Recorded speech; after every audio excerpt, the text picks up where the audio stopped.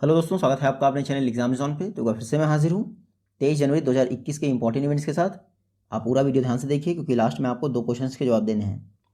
आज का पहला क्वेश्चन है, IIFL होम फाइनेंस लिमिटेड ये किस बैंक के साथ एक एग्रीमेंट किया है इसने, ताकि जो MSME लोन्स हैं उनके लिए क्रेडिट प्रोवाइड किया सके। तो IIFL यानी इंडिया इन्फोलाइन लिमिटेड, IIFL ने स्टैंडर्ड चार्टर्ड बैंक के साथ एक एग्रीमेंट किया है ताकि MSME लोन्स के लिए क्रेडिट प्रोवाइड किया सके। ये देखिए, IIFL होम फाइनेंस ने स्टैंडर्ड चार्टर्ड बैंक के साथ एक MOU किया है या फिर एग्रीमेंट किया है ताकि MSME लोन्स के लिए क्रेडिट यानी धन प्रोवाइड किया सके। इसमें क्या होगा एग्रीमेंट में, स्टैंडर्ड चार्टर्ड बैंक जो भी MSMEs को लोन देगा उसके लाइफ टाइम साइकिल के लिए IIFL होम फाइनेंस जो है अपनी सर्विसेज प्रोवाइड करेगा। IIFL इंडिया इन्फोलाइन लिमिटेड ये जो है कई तरह के लोन्स दे देता है, आपका home loan, gold loan, business loan, कई सारे लोन्स देता है। रिसेंटली स्टैंडर्ड चार्टर्ड बैंक के साथ MOU किया है इसने या फिर एग्रीमेंट किया है, MSME लोन्स के लिए क्रेडिट देगा ये। स्टैंडर्ड चार्टर्ड बैंक की बात करें तो ये ब्रिटिश मल्टीनेशनल बैंकिंग कंपनी है। 1853 में स्थापना हुई थी जब हमारे इंडिया में रेलवे चली थी तब। चेयरपर्सन कौन है इसके, जोस विल्नस, और इसका हेडक्वार्टर कहाँ है, लंदन में। नेक्स्ट क्वेश्चन है, यस बैंक द्वारा रिसेंटली किस कंपनी के साथ मिलकर yes bank wellness and yes bank wellness plus credit card launch किए गए हैं। तो यस बैंक वेलनेस और yes bank wellness plus credit card launch किए हैं यस बैंक ने किसके साथ मिलकर, आदित्य बिरला ग्रुप के साथ मिलकर। किसके साथ, आदित्य बिरला ग्रुप। ये देख लीजिए, यस बैंक द्वारा Aditya Birla wellness private limited के साथ पार्टनरशिप की गई है यस बैंक वेलनेस और yes bank wellness plus credit card के लिए। इसमें क्या होगा, मेडिकल चेकअप करने के लिए जो यस बैंक के वेलनेस प्लस क्रेडिट कार्ड हैं इनका यूज़ किया जा सकता है। चाहे कोई भी सर्विस हो, आपको उस पर डिस्काउंट भी आएगा और आप किसी भी ऑनलाइन प्लेटफॉर्म पे इससे सेल्फ क्लियर के लिए, चाहे फिजिकल वेलबींग के लिए कुछ भी खरीद सकते हैं। तो यस बैंक के वेलनेस और वेलनेस प्लस क्रेडिट कार्ड के लिए यस बैंक ने Aditya Birla wellness private limited के साथ पार्टनरशिप की है। बात करें यस बैंक की तो स्थापना हुई थी 2004 में। फाउंडर कौन थे, राणा कपूर, अशोक कपूर। यस बैंक का हेडक्वार्टर कहाँ है, मुंबई में। वर्तमान में चेयरपर्सन है इसके सुनील मेहता और यस बैंक के MD एंड CEO कौन है, प्रशांत कुमार। नेक्स्ट क्वेश्चन है, सिटीजनशिप अमेंडमेंट एक्ट जो 2019 में पास हुआ है उसने पुराने किस एक्ट को रिप्लेस किया है। तो 2019 के सिटीजनशिप अमेंडमेंट एक्ट ने 1955 के नागरिकता कानून यानी सिटीजनशिप एक्ट को रिप्लेस किया है या फिर उसमें संशोधन किया है। ये देख लीजिए, कुछ समय पहले ही बिल्किस दादी और कारवाएं मोहब्बत ग्रुप के हर्ष मंदर को कायदे मिलेट अवार्ड से सम्मानित किया गया है। ये हैं बिल्किस दादी और ये हैं हर्ष मंदर, इन दोनों को कायदे मिलेट अवार्ड से सम्मानित किया गया है। क्यों, क्योंकि CAA प्रोटेस्ट में और साथ ही साथ और कई सारे पॉलिटिकल इशूज़ में इन दोनों ने भाग लिया। तो बिल्किस दादी, इनका नाम जरूर याद रखिएगा। जो CAA प्रोटेस्ट था उसकी ये फ्रंट रनर थी, यानी कि बहुत ज़्यादा चेहरा इनका दिखाई पड़ रहा था। तो बिल्किस दादी और हर्ष मंदेर को कायदे मिलत अवार्ड से सम्मानित किया गया है। न्यू दिल्ली में इंडिया इस्लामिक कल्चर सेंटर में एक अवार्ड सेरेमनी थी, उस दौरान इनको सम्मानित किया गया है। 2.5 लाख रुपए का कैश दिया गया है बिल्किस दादी और हर्ष मंदेर को। अब सिटीजनशिप अमेंडमेंट की बात आई है तो अब यहाँ देख लीजिए, 2019 में एक्ट पास किया गया, इसने सिटीजनशिप एक्ट 1955 में अमेंडमेंट किया। इस अमेंडमेंट का प्रोविज़न ये था कि इंडिया की सिटीजनशिप उन रिफ्यूजीज़ को दी जाएगी जो अफगानिस्तान, बांग्लादेश और पाकिस्तान से आए हैं और मुस्लिम छोड़कर वो किसी अन्य कम्युनिटी के हैं। बस शर्त ये थी कि दिसंबर 2014 से पहले वो भारत आ गए हों। तो मुस्लिम ना होने पर यह विवाद था। नेक्स्ट क्वेश्चन है, ग्लोबल फायर पावर इंडेक्स 2021 में जो कि रिलीज़ किया गया है 138 कंट्रीज़ के लिए, इसमें इंडिया की रैंक क्या है। तो ग्लोबल फायर पावर इंडेक्स 2021 में इंडिया की रैंक है 4th। क्या रैंक, 4th। ये देख लीजिए, ग्लोबल फायर पावर्स इंडेक्स, इसमें 138 कंट्रीज़ की रैंकिंग की गई है, इसमें इंडिया ने 4th प्लेस हासिल किया है। देखिए किस कंट्री की मिलिट्री स्ट्रेंथ क्या है, उसके आधार पर ग्लोबल फायर पावर इंडेक्स 2021 में रैंकिंग की गई है। USA यानी अमेरिका ने इस इंडेक्स को टॉप किया है, सेकंड है रसिया और थर्ड है चाइना। इंडिया इस रैंकिंग में 4 पे है और यहाँ पे देख सकते हैं इंडिया के पास इतने सारे अपैरेटस हैं। हालांकि ये एग्जाम में नहीं पूछा जाएगा, इंडिया की रैंकिंग और टॉप रैंकिंग पूछी जाएगी। 2006 से ही global fire power index release किया जा रहा है, जिसमें डिफरेंट डिफरेंट कंट्रीज़ की उनकी मिलिट्री पावर के आधार पर रैंकिंग की जाती है। यह क्वेश्चन है, किस स्टेट गवर्नमेंट द्वारा जो मनरेगा स्कीम के अंतर्गत 100 डेज थे उनको बढ़ाकर 150 डेज कर दिया गया है?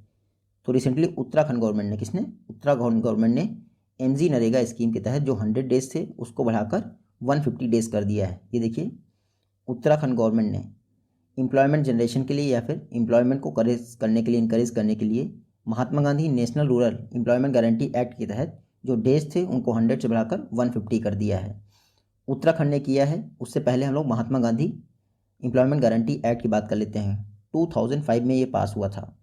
एक तरह से राइट टू वर्क की अथॉरिटी प्रोवाइड करता है, यानी गारंटी देता है कि आपको काम मिलेगा ही 100 दिनों का।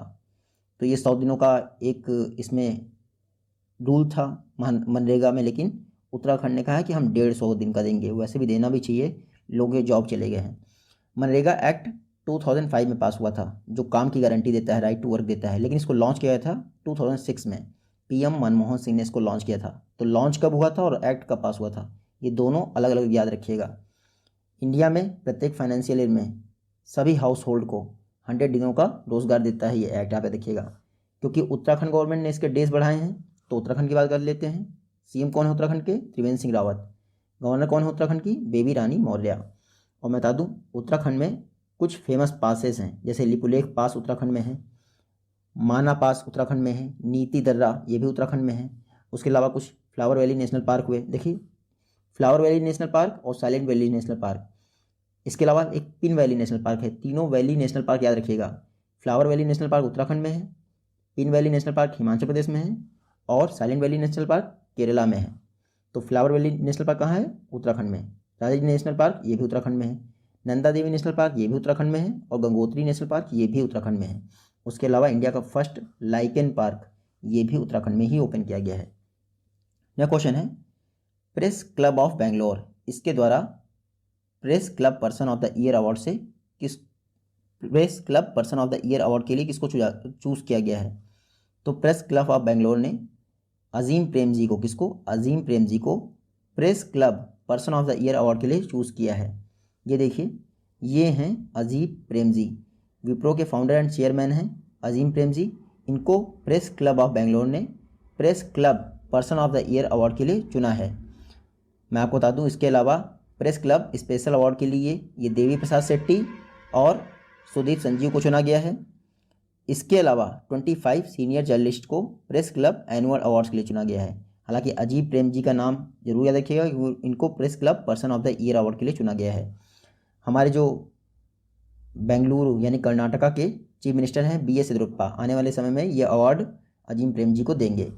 इसके अलावा आपसे एग्जाम में ये भी पूछ सकते हैं कि press club person of the year 2019 में किसको दिया गया था, यानी एक वर्ष पहले?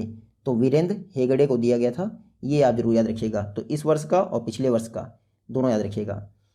कुछ समय पहले ही आपको याद होगा, बेंगलुरु में हमारे डिफेंस मिनिस्टर राजनाथ सिंह द्वारा इंडिया की फर्स्ट ड्राइवरलेस मेट्रो कार का इनॉग्रेशन किया गया था, जो भारत अर्थ मूवर्स लिमिटेड का बेंगलुरु में कॉम्प्लेक्स था वहाँ पर। भारत अर्थ मूवर्स लिमिटेड जो मुंबई मेट्रो है उसके लिए इंडिया की फर्स्ट ड्राइवरलेस मेट्रो कार बना रहा है। नेक्स्ट क्वेश्चन है, जो गर्ल्स की मैरिजेबल एज है यानी शादी करने की आयु है, उसको एनालिसिस करने के लिए, इवेल्युएट करने के लिए जया जेटली पैनल किस मिनिस्ट्री द्वारा बनाया गया था? तो ministry of women child and development यानी स्मृति ईरानी ने जया जेटली पैनल बनाया था। किस लिए? गर्ल्स की जो एज है मैरिज की उसको इवेल्युएट करने के लिए। अभी तक इन्होंने अपनी रिकमेंडेशन नहीं दिए हैं, ऐसा कहा जा रहा है कि आने वाले समय में ये अपनी रिकमेंडेशन देगी। तो गर्ल्स की जो मैरिजेबल एज है उसको इवेल्युएट करने के लिए जया जेटली पैनल बनाया गया था। किसके द्वारा? Ministry of women and child development द्वारा। इसके अलावा इनको और कई सारी चीज़ों का एनालिसिस करना है, जैसे कि वुमेन्स की और वुमेन्स की या फिर गर्ल्स की health, medical wellbeing, nutritional status, इन सबको कैसे मेंटेन किया है, या फिर चिल्ड्रंस की जो इन्फेंट मोर्टेलिटी रेट होता है, सेक्स रेशियो होता है, ये सब कैसे मेंटेन किया है, इस पर भी जया जेटली पैनल रिकमेंडेशन देगा आने वाले समय में। जब देगा तो मैं आपको बता दूंगा, लेकिन मिनिस्ट्री याद रखिएगा, women and child development. Next question है, इंडिया का फर्स्ट या फिर ये कहें तो कंट्री वर्ल्ड का first quantum computing application lab setup करने के लिए ministry of electronics and information technology द्वारा किसके साथ कोलैबोरेशन किया गया है? तो विश्व की पहली quantum computing application lab setup करने के लिए अमेजॉन वेब सर्विसेज के साथ मिनिस्ट्री ऑफ इलेक्ट्रॉनिक्स ने एक MOU साइन किया है, कोलैबोरेशन किया है। ये देखिए, ministry of electronics and information technology ने अमेजॉन वेब सर्विसेज के साथ कोलैबोरेशन किया है वर्ल्ड की और इंडिया की पहली क्वांटम कंप्यूटिंग एप्लीकेशन लैब को सेटअप करने के लिए। मैंने शायद पढ़ा था कि हो सकता है ये तमिलनाडु में सेटअप की जाए, लेकिन अभी कुछ पक्का नहीं है। तो जब भी ये सेटअप की जाएगी किस शहर में, तो ये आपको पता चल जाएगा।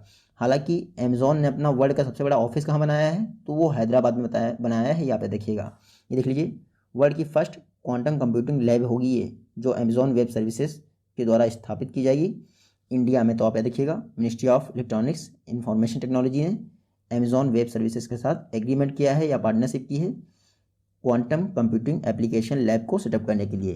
अमेजॉन वेब सर्विसेज की बात करें तो फैमिली मैन का आप लोग बेसब्री से इंतजार कर रहे होंगे। अमेजॉन वेब सर्विसेज 2006 में बना था, हेडक्वार्टर है वाशिंगटन DC में। फाउंडर एंड CEO कौन है? Jeff Bezos. हालांकि CEO जो वेब सर्विसेज के हैं वो एंडी जैसी हैं, इतना याद रखिएगा।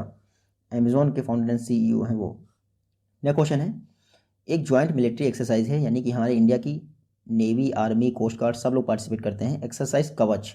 इसको रिसेंटली कहाँ पे कंडक्ट किया गया है? तो कवच एक्सरसाइज इसको कंडक्ट किया गया है अंडमान सी में। कहाँ पर? अंडमान सी में। ये देखिए, recently Indian army, navy, air force और कोस्ट गार्ड द्वारा साथ में मिलकर एक्सरसाइज कवच को कंडक्ट किया गया है अंडमान सी में। पर्पस क्या है?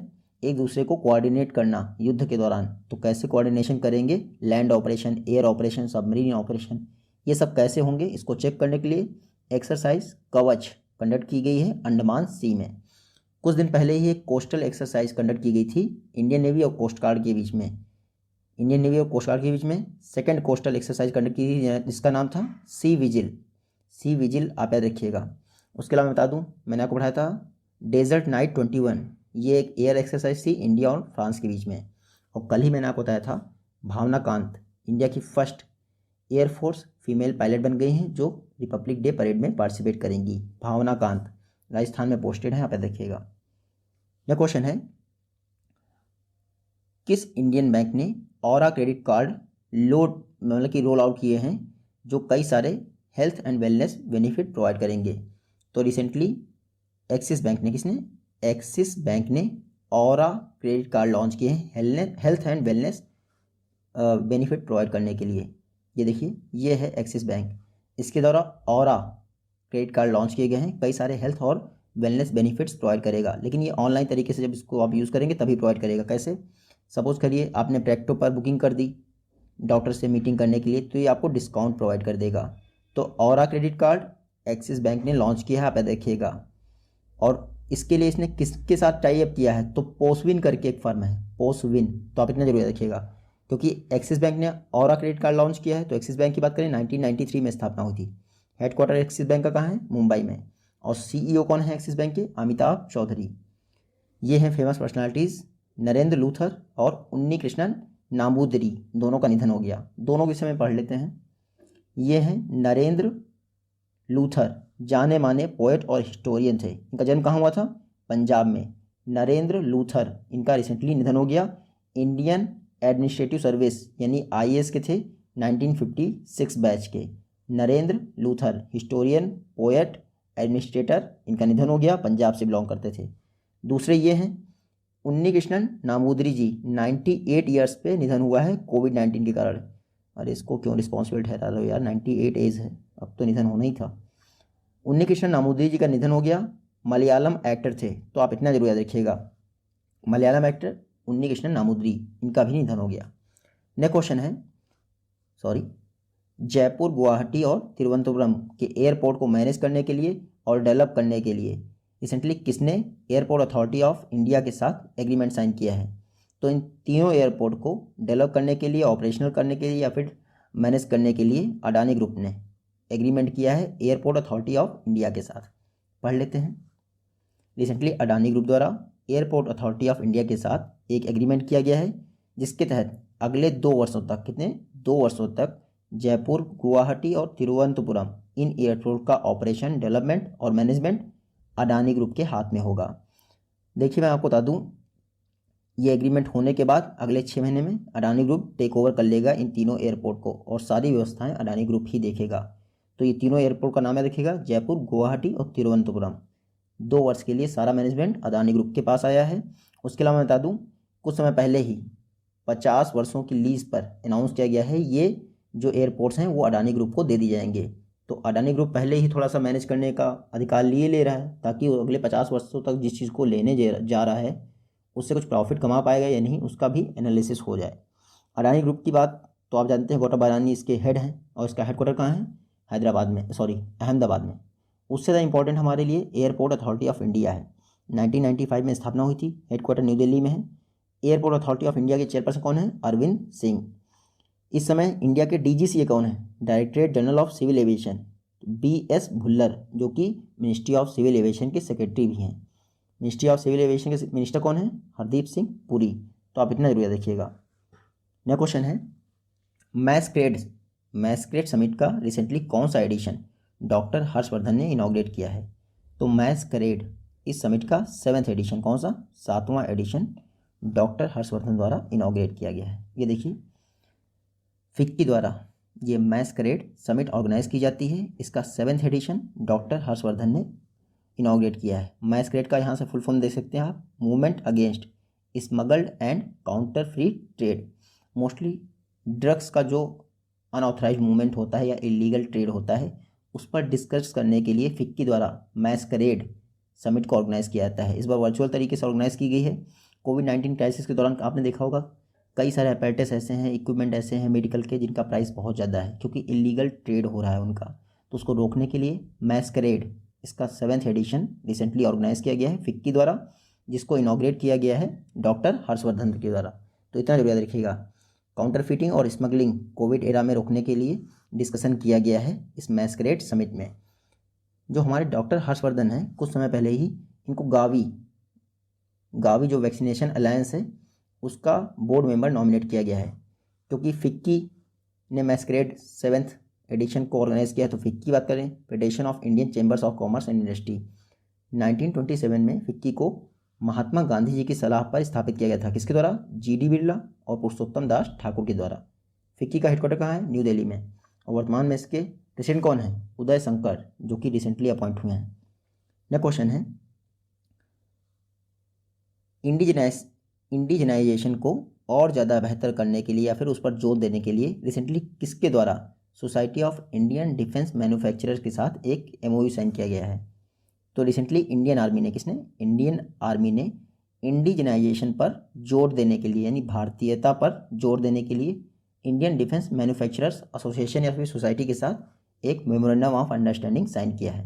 तो देखिए, इंडियन आर्मी और SIDM, society of Indian defence manufacturers, इसके साथ MOU साइन किया गया है इंडिजिनाइजेशन पर फोकस करने के लिए। यानी जितने भी आप औजार बनाएं, अपैरेटस बनाएं, वो इंडिया से ही बने, इंडिया का ही सामान उसमें यूज़ हो, इस पर फोकस किया जाएगा, ताकि हम लोग फॉरेन ओरिजिन के जो इक्विपमेंट हैं उनसे मुक्ति पा सकें। ये जो MOU साइन किया गया है, ये CII और इंडियन आर्मी का जो रिलेशन है उसके 25 वर्ष पूरे हो जाने पर किया गया है। तो 25 वर्ष पहले यानी 1995 में इंडियन आर्मी और CII ने एक एग्रीमेंट किया था इंडिजिनाइजेशन को बढ़ावा देने के लिए। उसके 25 वर्ष पूरे हो गए हैं, उसके आधार पर ये MOU साइन किया गया है society of Indian defence manufacturers and Indian army के बीच। तो ये जरूर याद रखिएगा, क्योंकि CII की बात आई है, कॉन्फेडरेशन ऑफ इंडियन इंडस्ट्री, तो इसकी बात कर लेते हैं। ये एक नॉन गवर्नमेंट ट्रेड एसोसिएशन है, न्यू दिल्ली में इसका हेडक्वार्टर है। 1885 में इसकी स्थापना हुई थी। प्रेसिडेंट कौन है? कुछ समय पहले ही CII के प्रेसिडेंट बने हैं उदय कोटक। तो इंडियन आर्मी और SIDM, society of Indian defence manufacturers के बीच MOU साइन किया गया है इंडिजिनाइजेशन के लिए। नेक्स्ट क्वेश्चन है, बिजनेस एंड सिटीजन्स दोनों के लिए रेगुलेटरी कंप्लायंस बर्डन को कम करने के लिए रेगुलेटरी कंप्लायंस पोर्टल किसके द्वारा लॉन्च किया गया है? तो department for promotion of industries and internal trade, इसने रेगुलेटरी कंप्लायंस पोर्टल लॉन्च किया है ताकि बिजनेसेस और सिटीजन इन दोनों पर रेगुलेटरी कंप्लायंस बर्डन कम किया सके। आधे लोग बिजनेस इस डर से नहीं करते हैं कि जो रेगुलेटरी बॉडीज़ हैं वो जो है कुछ ज़्यादा ही सख्ती के लगती हैं। तो रेगुलेटरी कंप्लायंस पोर्टल किसने लॉन्च किया है? Department for promotion of industry and internal trade, जो कि कॉमर्स मिनिस्ट्री के तहत आता है। ये पहली अपनी तरह का एक ऑनलाइन रिपोजिटरी होगा जिसमें सारे स्टेट गवर्नमेंट के और सेंट्रल गवर्नमेंट के लॉज होंगे, ताकि जो नया बिजनेस ओपन करने जा रहा है इस बिजनेस कंप्लायंस पोर्टल पर जाकर सारे रिलेटेड लॉज का एनालिसिस कर सके और उसको क्या करना है क्या नहीं करना है इसका एक्शन प्लान तैयार कर सके। तो बिजनेस रेगुलेटरी कंप्लायंस पोर्टल या फिर रेगुलेटरी कंप्लायंस पोर्टल, इसको DPIIT ने लॉन्च किया है। DPIIT की बात आई है तो मैं बता दूं, रिसेंटली गवर्नमेंट ने नेशनल स्टार्टअप एडवाइजरी काउंसिल, जिसको DPIIT द्वारा सेटअप किया गया था, इसमें 28 नॉन ऑफिशियल मेंबर्स का नॉमिनेशन किया है। नेशनल स्टार्टअप एडवाइजरी काउंसिल के चेयरपर्सन कौन होते हैं? Minister of commerce and industry. Next question है, कॉम्पिटिशन कमीशन ऑफ इंडिया ये किस वर्ष स्थापित किया गया था? तो 2002 में एक्ट पास हुआ था, जिसको इम्प्लीमेंट करने के लिए CCI competition commission of India की स्थापना की गई थी 2003 में। तो ये जरूर याद रखिएगा, एक्ट कब पास हुआ था, संस्था कब स्थापित हुई थी, ये अलग अलग बातें हैं। अब कॉम्पिटिशन कमीशन ऑफ इंडिया क्यों चर्चा में है? क्योंकि recently Aditya Birla fashion and retail limited का acquisition Flipkart investment private limited द्वारा किया गया है और इसका अप्रूवल किसने दिया है? CCI। तो Aditya Birla fashion and retail limited, इसका एक्विजिशन किसने किया है? फ्लिपकार्ट ने। इसका अप्रूवल किसने दिया है? Competition commission of India. हमारे इंडिया में जो जितने भी मर्जर होते हैं उनका approval competition commission of India द्वारा दिया जाता है। फ्लिपकार्ट जो है इस समय वॉलमार्ट ग्रुप के अंतर्गत आती है, क्योंकि वॉलमार्ट ग्रुप ने इसको परचेज कर लिया था। ये ABFRL ये आदित्य बिरला ग्रुप का एक फैशन डिजाइनिंग ई-कॉमर्स प्लेटफॉर्म है, जिसको फ्लिपकार्ट ने एक्वायर कर लिया है। CCI की बात करें, कॉम्पिटिशन कमीशन ऑफ इंडिया, ये स्टैचुरी बॉडी है, क्योंकि एक्ट पास हुआ था तो ये स्टैचुरी बॉडी ही होगी। हालांकि सेटअप हुई थी, मतलब स्थापना हुई थी इसकी 14 अक्टूबर 2003 को। हेडक्वार्टर इसका न्यू दिल्ली में है। चेयरपर्सन कौन है कॉम्पिटिशन कमीशन ऑफ इंडिया के? अशोक कुमार। सेक्रेटरी कौन है? PK सिंह। आप चेयरपर्सन याद रखिए, इतने से काम चल जाएगा। नेक्स्ट क्वेश्चन है, making of Aadhaar world's largest identity platform, ये बुक किसके द्वारा लिखी गई है? तो UIDAI के फर्स्ट चेयरपर्सन राम सेवक शर्मा ने ये बुक लिखी है। The making of Aadhaar world's largest identity platform, Ram Sevak Sharma द्वारा ये बुक लिखी गई है। ये देखिए, ये हैं राम सेवक शर्मा, इन्होंने the making of Aadhaar world largest identity platform book को लिखा है। राम सेवक शर्मा जी UIDAI के फर्स्ट डायरेक्टर जनरल थे, आप याद देखिएगा। तो राजस्थान में झारखंड में ये पोस्टिंग थे, उसके बाद इनको बना दिया गया UIDAI का फर्स्ट डायरेक्टर जनरल, और इन्होंने ये बुक लिख दी है the making of Aadhaar world largest identity platform. क्योंकि UIDAI की बात आई है, unique identification authority of India, ये एक स्टैचुरी बॉडी है, 2009 में स्थापित की गई थी। पहला आधार 2010 के आसपास बना था मेरे ख्याल से। UIDAI ministry of electronics and information technology के तहत कार्य करती है। वर्तमान में चेयरपर्सन कौन है? J सत्यनारायण, और पंकज कुमार इसके CEO हैं। तो ये जरूर याद रखिएगा। नेक्स्ट क्वेश्चन है, ग्लोबल रिस्क रिपोर्ट, इसका 16वां एडिशन यानी 16 एडिशन किसने रिलीज़ किया है? तो global risk report world economic forum ने रिलीज़ किया है। अपनी दावोस समिट से पहले ही ग्लोबल रिस्क रिपोर्ट रिलीज़ कर दी है वर्ल्ड इकोनॉमिक फोरम ने। ये देख लीजिए, ग्लोबल रिस्क रिपोर्ट को वर्ल्ड इकोनॉमिक फोरम द्वारा इन संस्थाओं के साथ कोऑपरेशन करके रिलीज़ किया गया है। तो 16 एडिशन ग्लोबल रिस्क रिपोर्ट का वर्ल्ड इकोनॉमिक फोरम में रिलीज़ किया है जस्ट दावोस समिट से पहले। इस ग्लोबल रिस्क रिपोर्ट में global risk perception survey conduct किया गया है लगभग 650 मेंबर ग्रुप्स का। अब इसमें बताया गया है कि इस समय वर्ल्ड में सबसे ज़्यादा रिस्क किस चीज़ का है। तो टॉप 3 रिस्क बताए हैं 2021 के लिए, क्या अगले 10 वर्षों में, 2021 के लिए नहीं, अगले 10 वर्षों में टॉप 3 रिस्क क्या रहेंगे? पहला टॉप पे रहेगा क्लाइमेट एक्शन, रट लीजिएगा आप, क्लाइमेट एक्शन टॉप पे रहेगा। सेकंड रहेगा एक्सट्रीम वेदर, और थर्ड रहेगा ह्यूमन इन्वायरमेंटल डैमेज।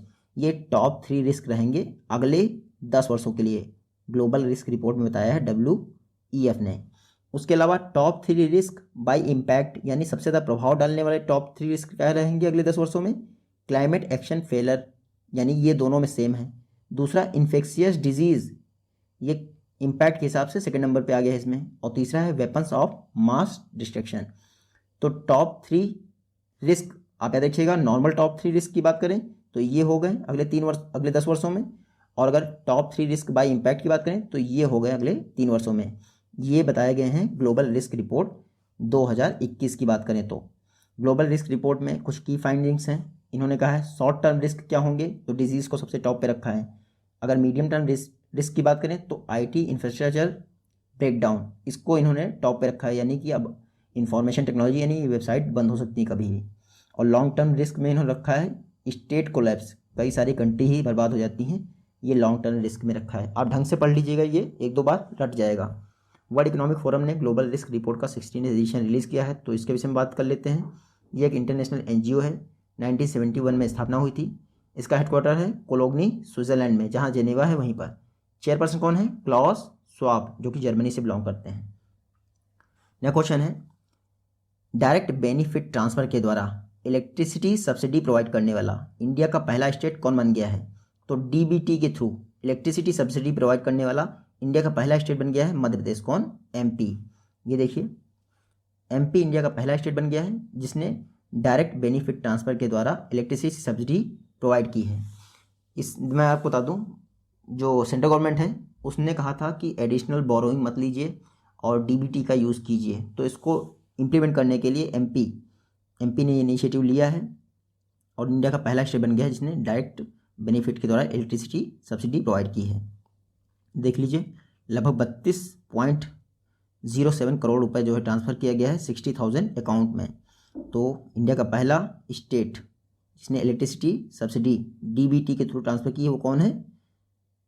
MP है, यहाँ पे देखिएगा। उसके अलावा जो PM स्वनिधि स्कीम है उसको भी नंबर 1 कौन आया है?